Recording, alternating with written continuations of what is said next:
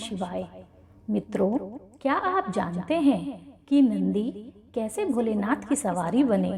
भोलेनाथ के सभी गणों में नंदी ने कैसे पाया सर्वोत्तम स्थान? क्यों हर मंदिर व शिवालय के बाहर नंदी जी जरूर होते हैं? आइए जानते हैं आखिर क्यों भगवान शिव और नंदी एक साथ विराजते हैं। हिंदू पौराणिक ग्रंथों में भगवान शिव और नंदी के बारे में बहुत सारी कथाएं मिलती हैं। हिंदू शिव पुराण में एक कथा का वर्णन है जिसके अनुसार शिलाद नामक मुनि के ब्रह्मचारी हो जाने के कारण उनका वंश समाप्ति की ओर अग्रसर हो रहा था। यह देख उनके पितरों की चिंता बढ़ गई। मुनि शिलाद तप और योग में लीन रहते थे, जिसके कारण वह गृहस्थ जीवन में प्रवेश नहीं करना चाहते थे। परंतु उनको भी इस बात का डर सताने लगा था कि उनके बाद उनके वंश का अंत हो जाएगा। इसलिए शिलाद मुनि ने पुत्र की कामना से इंद्रदेव को प्रसन्न करने के लिए कठोर तप किया। इंद्रदेव मुनि की तपस्या से प्रसन्न होकर प्रकट हुए। तब मुनि शिलाद ने इंद्रदेव से वरदान मांगा कि जो बच्चा जन्म और मृत्यु के बंधन से मुक्त हो, उन्हें ऐसे पुत्र की कामना है।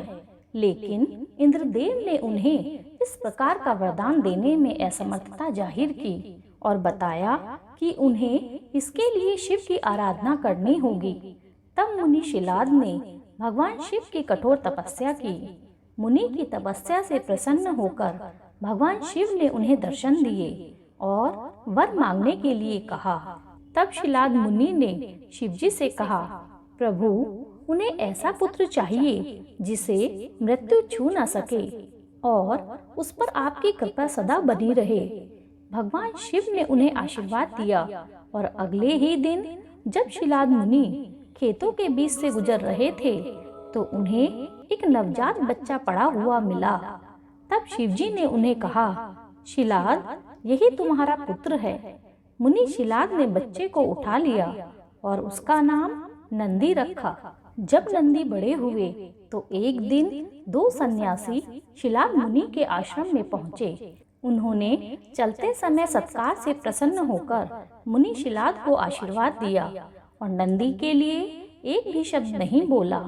पूछने पर सन्यासियों ने बताया कि नंदी की उम्र कम है, इसलिए हमने इसे कोई आशीर्वाद नहीं दिया।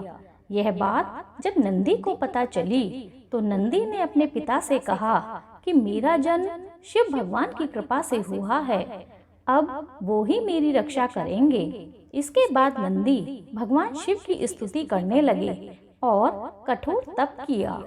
नंदी के कठोर तप से प्रसन्न होकर भगवान शिव प्रकट हुए और नंदी को वरदान में अपना प्रिय वाहन बना लिया। शिवजी के वरदान से नंदी मृत्यु से मुक्त होकर अजर और अमर हो गए। भोलेनाथ ने माता पार्वती की सहमति से संपूर्ण गणों और वेदों के समक्ष सभी गणों के अधिपति के रूप में नंदी का अभिषेक कराया। भगवान शिव ने नंदी को यह वरदान भी दिया कि जिस स्थान पर उनका वास होगा उसी स्थान पर नंदी निवास करेंगे। तब से लेकर आज तक हर मंदिर और शिवालय में जहाँ भगवान शिव होते हैं वहाँ उनके सामने नंदी की स्थापना की जाती है। इस तरह नंदी नंदीश्वर बन गए और हमेशा शिवजी के साथ रहने लगे। ओम नमः शिवाय।